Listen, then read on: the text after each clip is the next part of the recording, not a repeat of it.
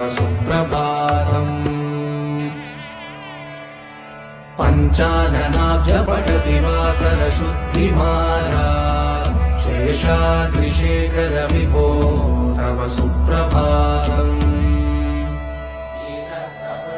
ईषत्प्रफुल्ल सरसीरुहनारिकेलपूगद्रुमादिसु शेषाद्रिशेखर विभो तव सुप्रभातम् उन्मीलनेत्रयुगमुत्तमपञ्जरस्ताः पात्रावशिष्टकदलीफलपायसानि भुक्त्वा सलीलमतकेलिसुखाः पठन्ति शेषाद्रिशेखर विभो तव सुप्रभातम् तन्त्री प्रकर्ष मधुरस्वनयाभिपञ्च गायत्यनन्तचरितं तव नारदो।